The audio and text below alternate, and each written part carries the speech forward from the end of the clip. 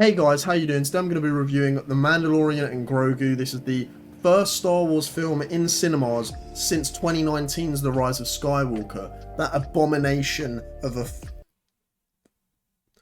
Let's not start off on that note. Let's try and be positive for once. So, The Mandalorian, let's start there, the show. Brilliant first season. Incredible second season. A lot of people think it's a little bit worse than the first. I actually think second season was on par, if not better. Had higher peaks. That opening episode with the sandworm was cold. Great episode, and ultimately now disappointing, but a cold ending, introducing the return of Boba Fett. Then you had that amazing Luke finale. I don't care what the haters want to say, because I am a hater of Disney Star Wars, but I will keep it real. That ending with Luke in season 2, that was chef's kiss, mate. I'm telling you that for free. That is a banger of an ending to season 2, and literally thought Star Wars was back after the abomination that was the sequel trilogy. We thought it was back. There was a happy time. It wasn't long, but right before Book of Boba Fett came out, there was hope again, and that's what Star Wars is about. So yeah, The Mandalorian season 1 and 2, great. Season 3 might be the worst season of Star Wars that they've done, and I'm not joking. It's right up there. The moment you see, and this isn't why, because this is such an easy comment to do, but I'm going to do it. The plot was ass, it was pointless, there was no direction, there was no larger story at play, which is what we were led to believe from season 2. There's no larger story there. All I can say is when I saw Jack Black and Lizzo on my TV screen, I wanted to dropkick it. I wanted to Randy Orton punt it. 2009 Randy Orton. That's who I wanted to become. No, Randy out. Don't do it. No. But yeah, let's move on from that. Today, Mando and Grogu feels like a dying project, which is so sad because they were the hottest new thing on the block, bro. Like, Grogu, you guys know, Baby Yoda, as he's widely known as, for the casual audience, is the new thing Star Wars needed. Let's not forget, the prequels are one of the most highly profitable film trilogies of all time, and what made George Lucas millions and millions of dollars was that merchandise, and Baby Yoda was that. He was the Disney's new version, because the sequels barely sold anything. Episode 7 obviously sold well, that was before they ruined it with Last Jedi and Rise of Skywalker, but they were trying to sell you on how cute BB-8 was. No one was really having it. But yeah, Baby Yoda went viral, had casuals interested in Star Wars again. It was massive. It was absolutely massive, and boy did they fumble the bag. But we skipped to 2026, the release of this film. At first glance, as a fan of those first 2 seasons, you might be thinking, Ollie, surely you're happy. We're back on the big screen where Star Wars belongs. You've got Mando and Grogu, who, yeah, they had a rough time in season 3, but that was, that wasn't their fault. They're just characters. They have potential, which they do. And I was gassed when I heard the announcement, because I'm like, finally a Star Wars film, 1. But 2, we've been shown when these two have written well, they cook. Book of Boba Fett, for example. What was the best episode in that show? It was the Mando episode where he delivers Luke to Yoda. Well, not delivers Luke to Yoda. He delivers the armor to Baby Yoda, Grogu, whilst he's training with Luke. What a fucking beautiful episode. That is the closest thing live action Disney has gotten to true Star Wars. It felt immersive. It felt hopeful. It felt pure. It felt emotional. You felt that Star Wars feeling. It's indescribable. But you guys know, when you watch the original trilogy or you watch the prequels, it just strikes a feeling that no other franchise can create. And that might sound cringe. I know a lot of you are there going, ooh, that's a bit much. It's fucking not, mate. Go and rewatch those original films, you'll feel that feeling. And it's what made Star Wars as big as it is today. It's why, no matter how hard Disney tries to bury it, it's still here. And it will be here.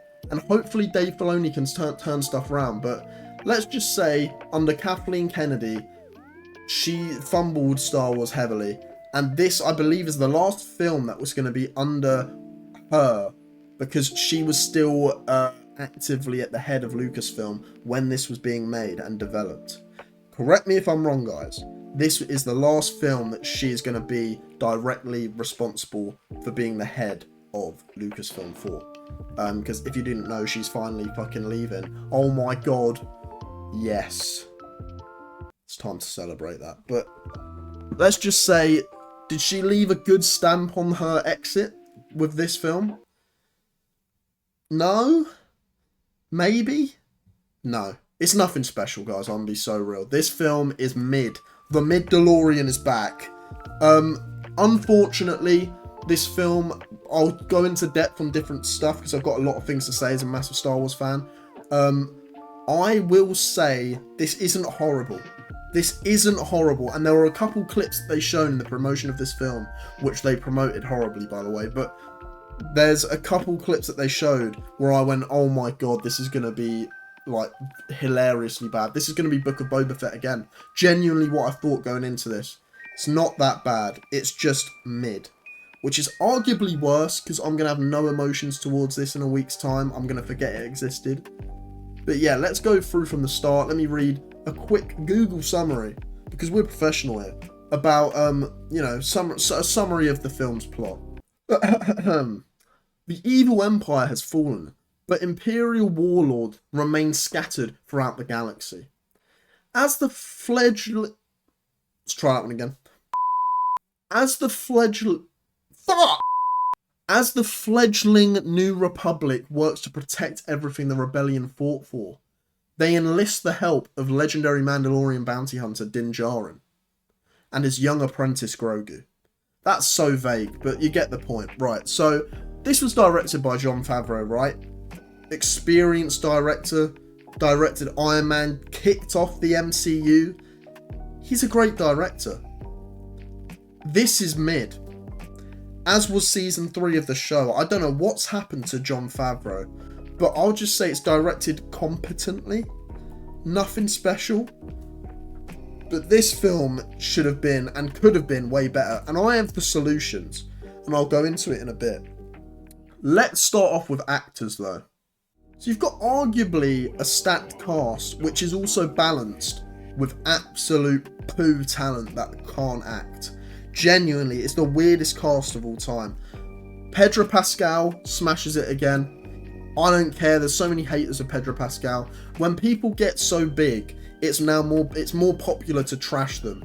It's happened to Timothy Chalamet. I've had a few arguments with people online about him and his ballet comments. Who cares? He doesn't like ballet, let's move on.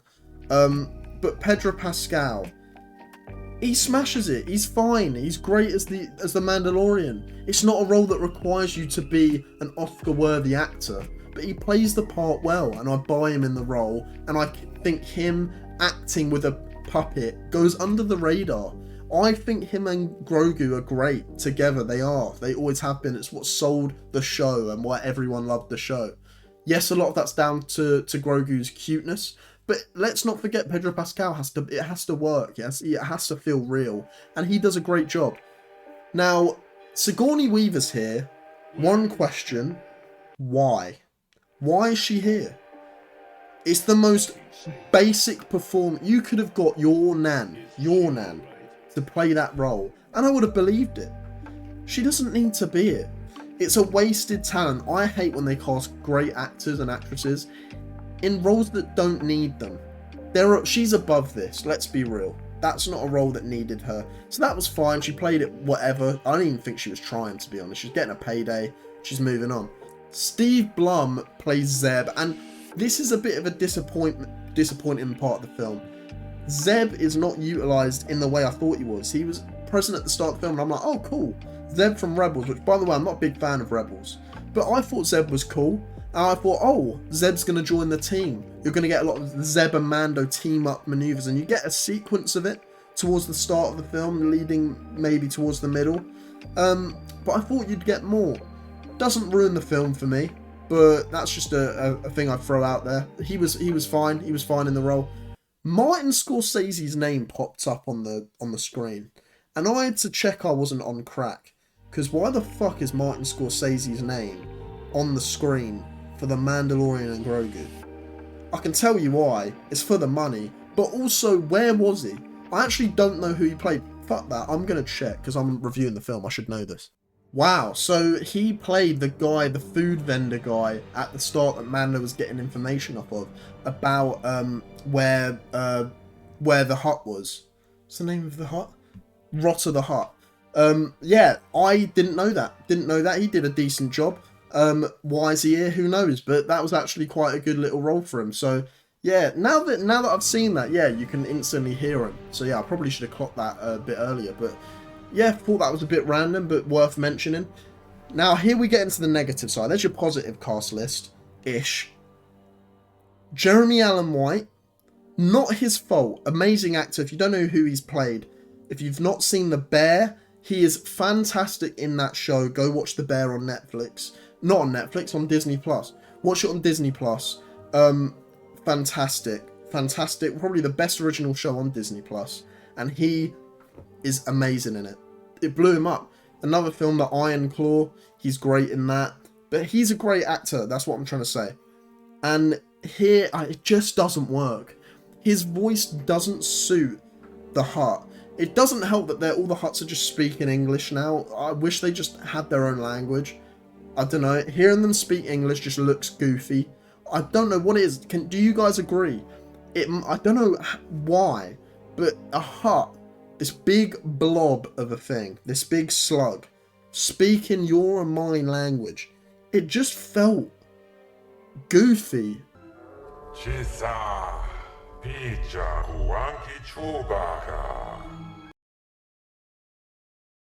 Mandalorian, still priceless on the black market.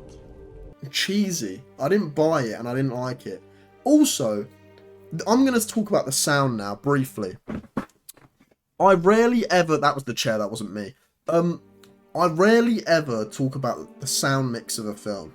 Because who am I to talk about sound mix? I've edited stuff, of course, but I don't know how much goes into it.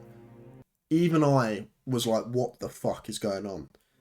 Starting with Road to the Hut, played by Jeremy Allen White. His voice had this, like, techno adapter on it. He had a techno effect on it, and you could hear the electrical filter over his voice. It sounded like he was wearing a helmet. It's how Iron Man would talk. There was like an electrical, or Batman with a voice changer. Ben Affleck's Batman had a voice changer. It wasn't as strong as that, but you could hear this like electrical filter that they're putting over it. Why would a being that has nothing, no helmet, nothing, sound like that? It didn't sound... Jabba the Hutt sounded better back in Return of the Jedi in 1983. What are we doing? Why does he sound like that? Very minute thing, but actually is it? Because he's talking, he's there present throughout most of the film. It pissed me off. It didn't sound right. I didn't like that. The sound mix overall, oh my god. Who mixed this? There are scenes where the music is so fucking loud, or equally, the dialogue is turned all the way to a mouse's ear level. You can't hear what characters are saying. There was a scene in the shits when the X-Wing show up towards the end. And by the way, there's spoilers here. But they're talking and they're discussing like maneuvers and shit and like, red one here, da-da-da-da-da. Bro, I can't hear what they're saying because Ludwig, was it even Ludwig? Whoever was on the soundtrack, which by the way was not the best Star Wars soundtrack I've heard. A lot of techno dubstep remix in there, was not a fan in the slightest. But bro, I started thinking I was in Challenges again. I'm almost started having a rave in the fucking cinema because I couldn't hear the dialogue. All I could hear was the beats. But yeah, going off that, it's a small thing, but again, is it? All these things add up to my engagement and how immersed I am into this film and into the Star Wars world. You have to get that right. Especially when Star Wars is known for a great soundtrack. John Williams does his best work in Star Wars, majority of his best work in Star Wars. And the sound effects, that stuff you have to get right. You have to in a Star Wars project. And don't get me wrong, it's not horrible, it's not unlistenable, but it's some of the stuff that I could pick out that I shouldn't be able to. Let me know if you agree. I'm actually interested if any of you had that thought whilst you were watching it. Or maybe I'm being picky. But I audibly noticed it and thought about it whilst watching it, so it's worth mentioning. Now, the plot overall, I have a big issue, right? This is the plot for a season 4, and I think that was reported, right? That's not new news. This was reportedly the season 4 plot. They went, fuck that, condense it, do a film. We need a film. We haven't had a film in, what's it now, 7 years? Which is mental, but it's true.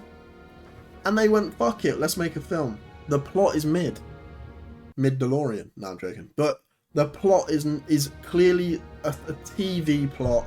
Nothing special.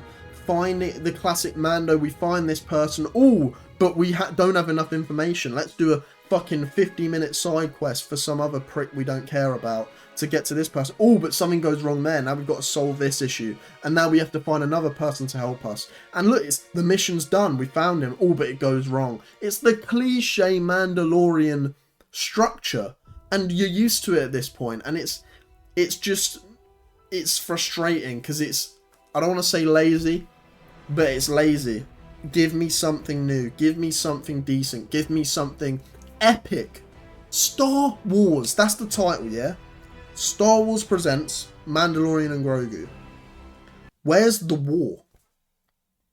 And by the way, I don't mean, because some of you are going to go, oh, but there's not a war at every film. That's a stupid point to make. That's not what I'm saying. I'm saying there needs to be a scale of epicness for me to want to watch your fucking film. There needs to be stakes. It needs to feel epic. Rogue One had that feeling. It had that feeling. And what was that? It was a group of small characters. Yes, the stakes were high because it dealt with the Death Star plans.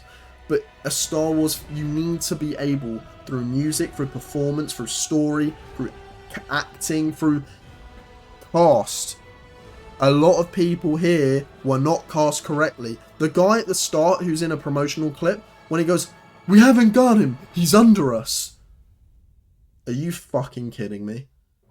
That's Disney Star cruise ship or whatever the fuck that. Do you remember that Disney cruiser that they made you pay £8 million for the shittest Star Wars experience of your life? Do you remember when they tried doing that bullshit? Classic Disney.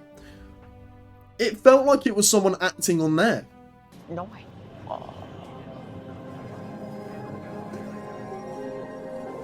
Look above and see the world slowly emerge before your eyes. Feel the swell as the moon. It was embarrassing. Then you've got Johnny Coyne, no offense to him. A bald man. What are you doing on a Star Wars set? Give your manager a high five. Fuck that. Give them your purse for the. I almost said purse for this fight. Give them your paycheck for this role. Because they earned it.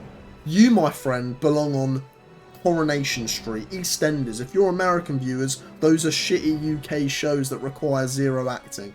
This guy is poo. He can barely act. It's the most low form Disney Plus. It's Disney Plus acting. It's the best way of putting it. Disney Plus actors for a Disney Plus show. This is not a theatrical cast, no theatrical sets. This thing looked small. Obviously it looked a bit better than the show because of the budget. But fuck me, did it feel condensed? And another thing that made it feel condensed, let's go back to the plot. We're jumping all over the place here, but I'm immersed and I'm fucking passionate about this shit. Why the fuck would you have Mandalorian rescue Rota the Hutt?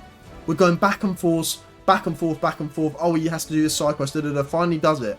And you have the head guy that he got the chip from Sigourney Weaver's character for, that he has no face on, he doesn't know who it is. It's magically the same person that was putting on fights for Rota the Hutt. How fucking dumb and convenient is that? That is lazy. Jon Favreau, Dave Filoni, because I know you were involved, you cowboy fuck, and I'll talk about you in a sec. That is the most bullshit way of condensing and making the Star Wars universe feel small. You fucked up. That was a shit move. And by the way, If you're gonna have a head guy, have him have some aura. Like, oh, I don't know, Embo. Guys, I'm pissed off, and now we're gonna get onto it, right? And we're gonna get onto how I'd fix this film. Embo has aura. You don't know who Embo is? Bounty hunter from the Clone Wars period. In the Clone Wars TV show. Fantastic design. Cool character. Did a lot of impressive high submissions with other legendary bounty hunters, Cad Bane and that, in the Clone Wars period. He makes his presence known here.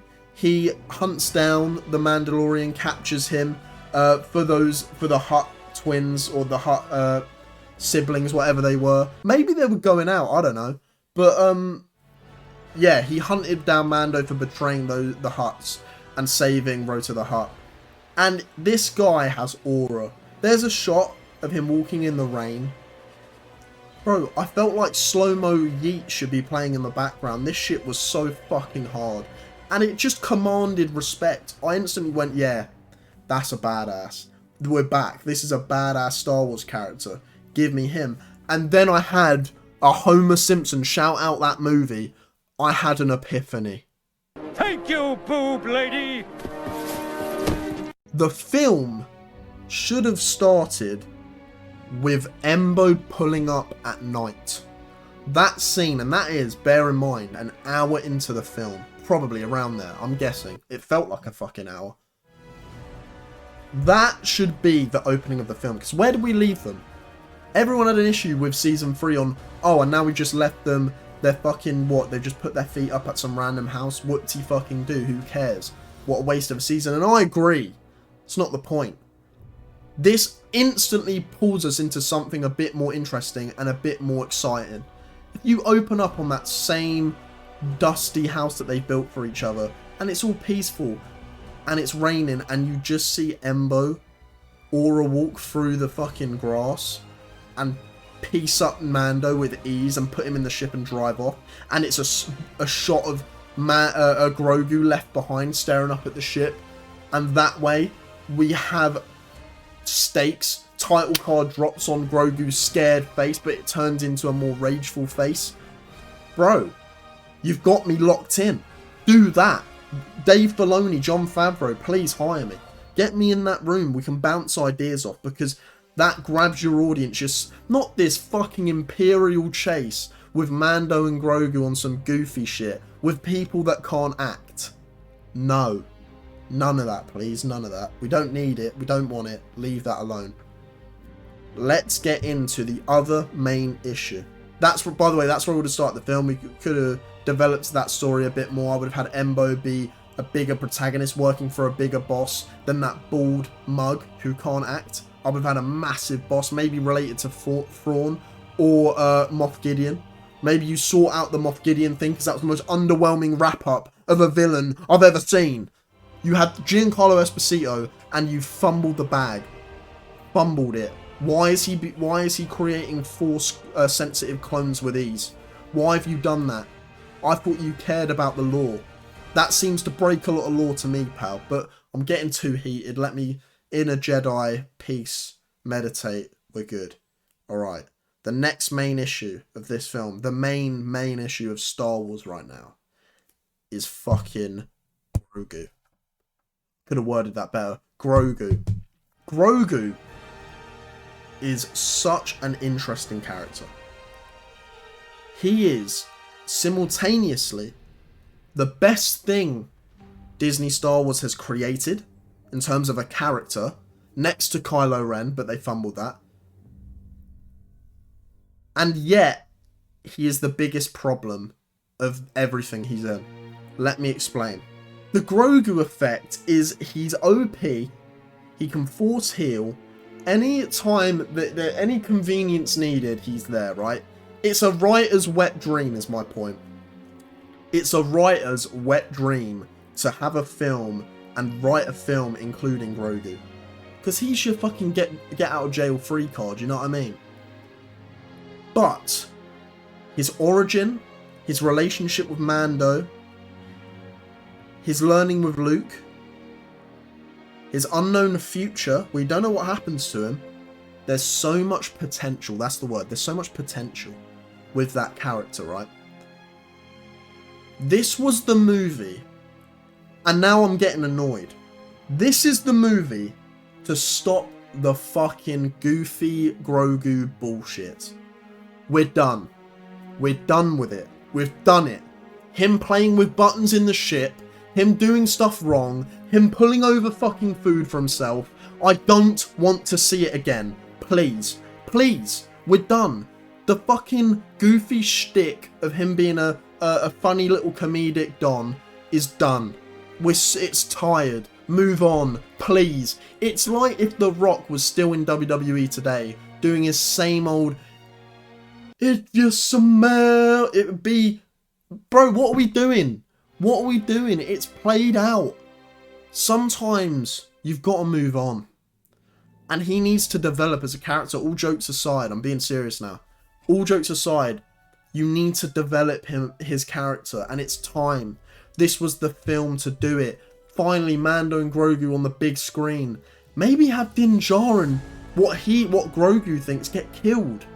Or something crazy. Something that, A, tests his training, and maybe we see him deal with dark emotions for the first time. That could be quite interesting. Have some Force stuff. Have some more meditation stuff. My favourite part of this film, guys, and I want to know if you guys agree. I assume you've all seen the film. Please, please go in the comments below. Because I love discussing this stuff. My favourite part of the film was when Mando got captured and he got poisoned by that lake monster thing, right? And he was dying. And Grogu made his way to that planet. He saved him. And he had to figure out how to save him on his own. You saw a glimpse of true Star Wars there. I don't want to get, like, you guys might be thinking, oh, you're being like, I don't know what the word is, too emotional about it, but Star Wars, I love it, man. Like, it means so much to me. And that sequence of him building him a shelter, shades of Yoda on Dagobah there, great writing. That's a great visual symbolism of what he could become, and a callback to the past whilst also being appropriate for the story. You know what I mean? Might seem like I'm overanalyzing that, but when I saw that, it brought a warmth to my heart. That's good writing. Him having to go and find food for himself, him having to hide him having to strap up. When Mando got taken and you saw him put the armor on and do it for himself, I'm like, oh my god, yes, this is what we wanted. But then he still does this goofy ass shtick of playing with food and oh, he's eating blue cookies, and let's get past that, please, please. Next time I see Grogu, I wouldn't mind if he could talk. Let's have a little time jump, please. I want to see him train. I want to see... There's one shot where he's meditating on top of a tree, I believe, whilst the Mandalorian's resting.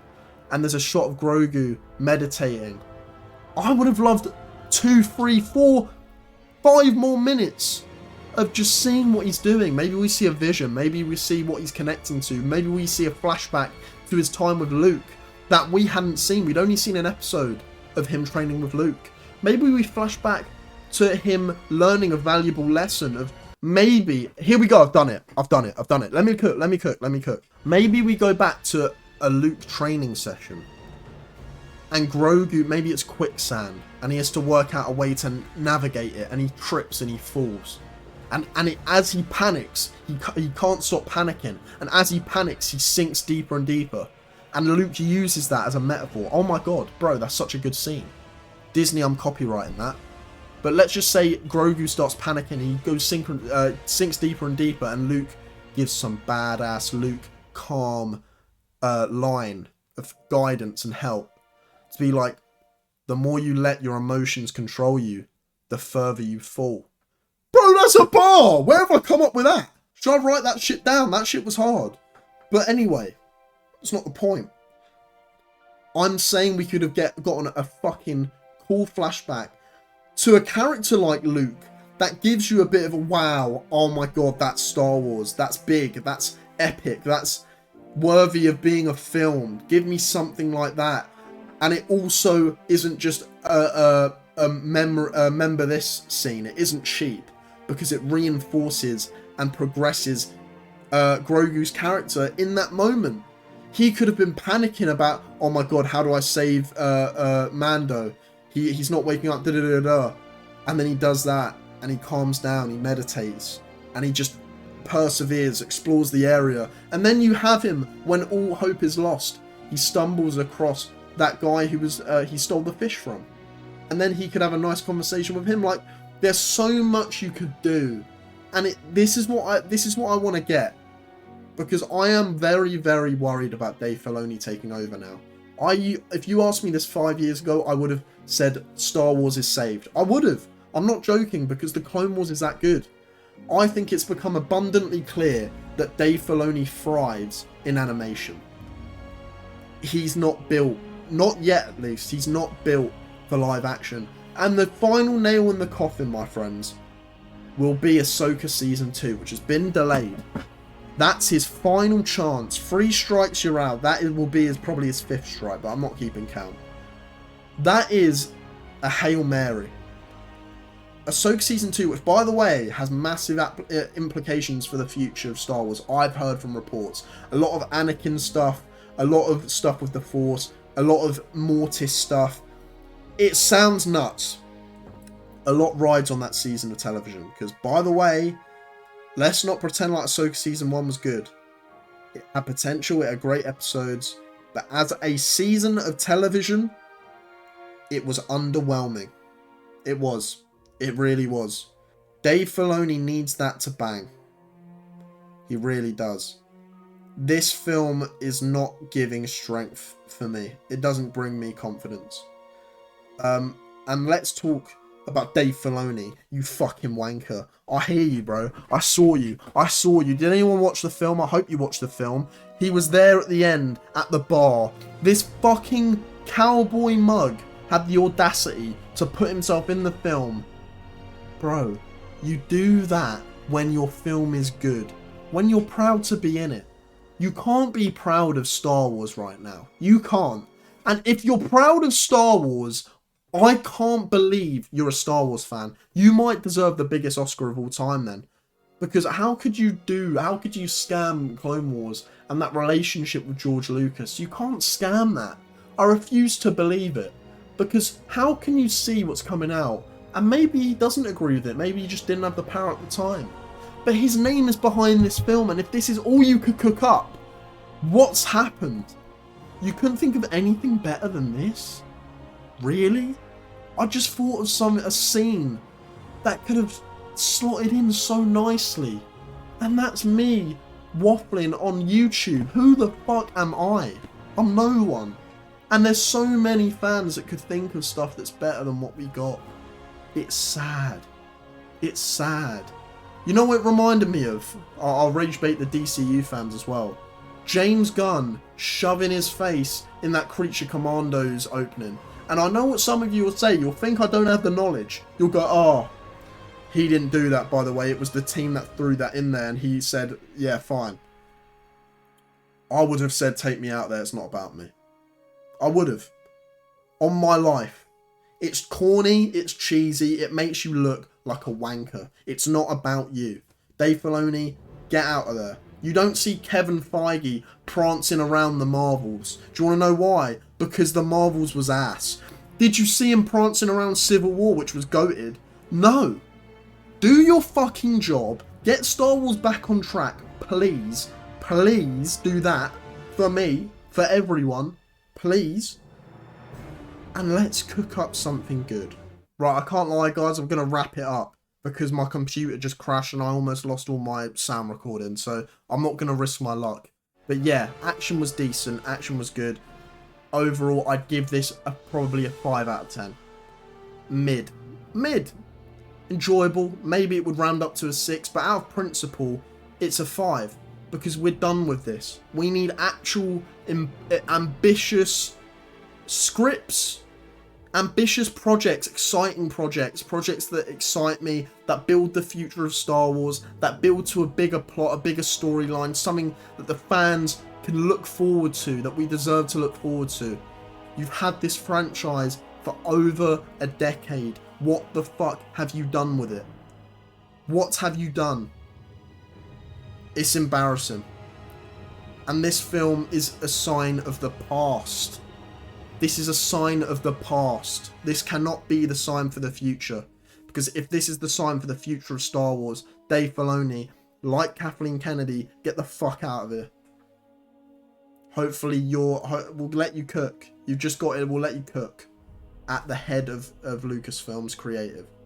But yeah, that's my opinion, guys. What do you think? Am I wrong? Did you love it?